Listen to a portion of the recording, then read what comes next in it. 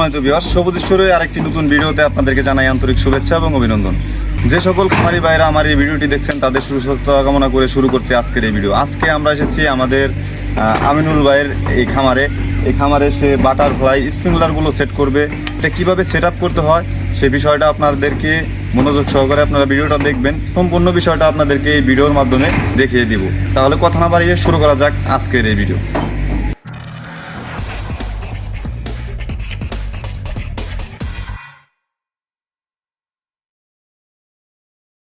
শুরুতেই আমাদের যে কাজটি করতে হবে, থ্রেড ট্যাপ দিয়ে পাইপের মাথায় প্যাচ কাটানো দাগের মাথায় পেঁচিয়ে নিতে হবে। তারপর যে কাজটি করতে হবে, পাইপ জয়েন্ট দেওয়ার জন্য এবং আমাদের কাছে যে বাটারফ্লাই স্প্রিংলার জন্নাটি রয়েছে সে জন্নাটি ফিটিংস করার জন্য যে ফিটিংসটি রয়েছে আমাদের কাছে সেই ফিটিংসটি এভাবে ঘুরিয়ে ঘুরিয়ে লাগিয়ে দিতে হবে। এখন আমরা এই পাইপগুলো আমরা টিনের চালে উঠিয়ে ফেলবো, কারণ আমাদের এ পর্যন্ত কাজ করলে আর বাকি কাজগুলো আমাদের টিনের চালের উপরে করতে হবে। আপনারা মনোযোগ সহকারে এই ভিডিওটি দেখতে থাকুন, কারণ আপনারা যারা পানির লাইনের টুকটাক কাজ জানেন তাহলে আপনারা নিজেরাই এই জন্নাটি ফিটিং করতে পারবেন। তাই আমরা উপরে চলে যাচ্ছি আপনাদেরকে সম্পূর্ণ বিষয়টি দেখানোর জন্য। পাইপ ফিটিং করার জন্য আমরা ঢালাইয়ের যে নাটটি আছে সে নাটগুলো একটু ঢিল দিতেছি, কারণ এটা জিআই তার দিয়ে বাঁধন দিতে হবে যাতে এদিক সেদিক না হয়, ঘুরে না যায়। পাইপটি শক্তভাবে যেন অ্যাকুরেট ভাবে এক জায়গায় থাকে, সেজন্য এই নাটগুলো কয়েক প্যাচ খুলে ফেলা হচ্ছে যাতে জিআই তার দিয়ে টানা বাঁধন দিলে শক্ত হয়ে লেগে থাকে।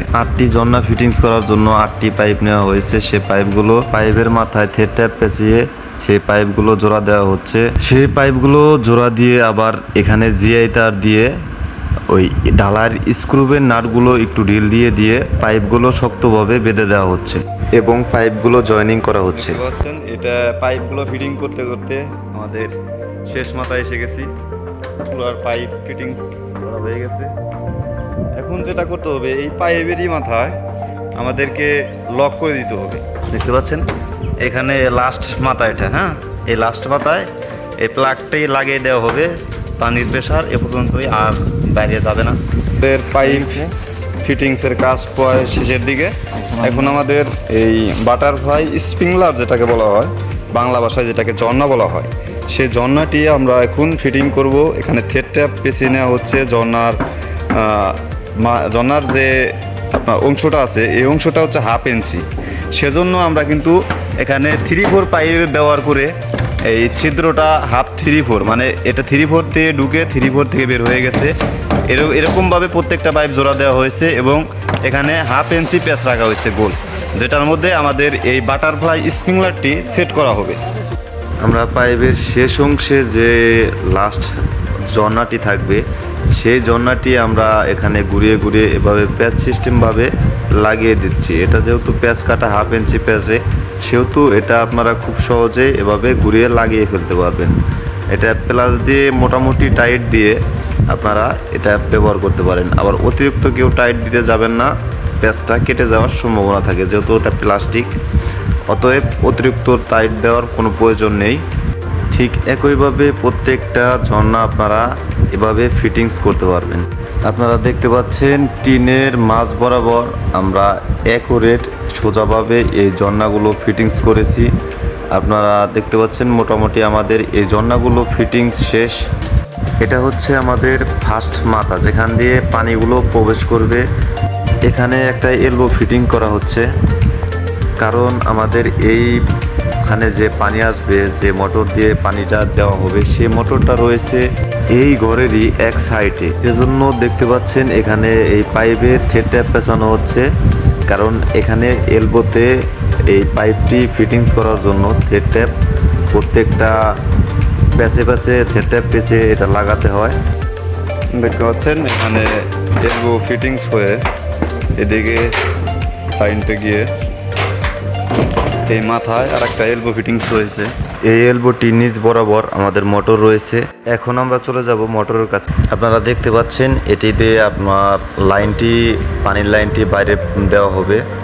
বাইরে আরেকটি এলবো ব্যবহার করা হয়েছে, সেটিও আপনাদেরকে আমি দেখাই। এটিতে জাস্ট এখানে আপনারা মোটরের সাথে ওই উপরের যে পাইপটি চলে গেছে সেটার সাথে সংযোগ দেওয়া হবে। বাইরে আরেকটি এলবো ব্যবহার করা হয়েছে, সেটি দেখেন।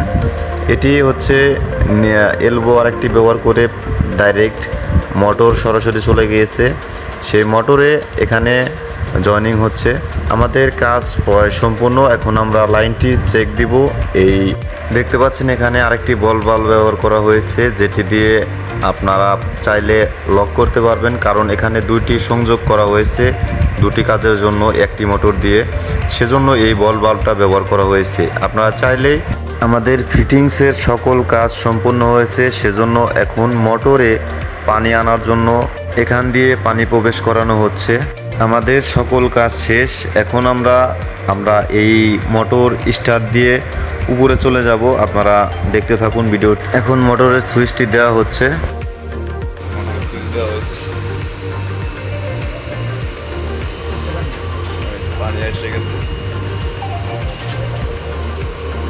আচ্ছা, এখন আমরা টিনের চালের উপরে চলে যাব এই ঝর্ণাগুলো চেক করার জন্য। আমাদের এখন লাইন সংযোগ দেওয়া হবে। আমাদের এখানে ঝর্ণাগুলো সকল কাজ কমপ্লিট হয়েছে, ঝর্ণা ফিটিংস এভরিথিং সকল কাজ আমাদের কমপ্লিট হয়েছে। এখন আমরা এই ঝর্ণাগুলো লাইন দিব। লাগছে দেখি,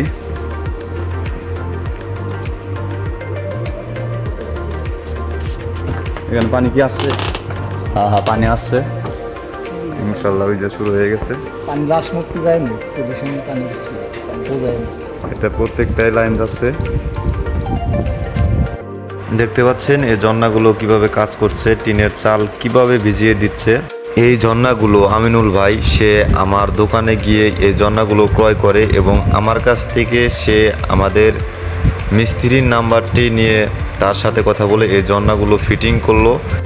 অনেকেই অনেক দূর দূরান্ত থেকে আমাদেরকে ফোন করে বলেন যে ভাই এই ঝর্ণাগুলো ফিটিং করতে পারি না, এটা কিভাবে ফিটিং করতে হয় কিছুই বুঝি না। তাদের জন্য এই ভিডিওটি আজকে সাজানো হয়েছে। আশা করি এই ভিডিওটি দেখে আপনারা বুঝতে পেরেছেন এই ঝর্ণাগুলো কিভাবে ফিটিংস করতে হয়। এই ঝর্ণাগুলো যারা আমাদের কাছ থেকে পাইকারি সংগ্রহ করতে চান তারা আমাদের স্ক্রিনে দেওয়া নাম্বারটিতে যোগাযোগ করতে পারেন। এ সকল ঝর্ণা আমরা কুরিয়ারের মাধ্যমে জেলা বা উপজেলা যে কোনো জায়গায় আমরা কন্ডিশনে পাঠিয়ে থাকি। শুধুমাত্র আমাদেরকে কুরিয়ার খরচটা দিয়ে দিলে এ সকল ঝর্ণাগুলো আমরা কন্ডিশনের মাধ্যমে পাঠিয়ে দিয়ে থাকবো। যারা এ সকল ঝর্ণা দিয়ে মুরগির শেড, মুরগিকে হিট স্ট্রোক থেকে রক্ষা করতে যাচ্ছেন, তারা এই সকল ঝর্ণাগুলো ব্যবহার করা অত্যন্ত প্রয়োজনীয় একটি বিষয়। সুন্দরভাবে 360 ডিগ্রি ঘুরে এই ঝর্ণাগুলো পানি টিনের চালে দিচ্ছে। ধন্যবাদ, এখানে শেষ করছি আজকের এই ভিডিও। দেখা হচ্ছে নেক্সট কোনো ভিডিওতে। সকলে সুস্থ থাকবেন, ভালো থাকবেন, খোদা হাফেজ।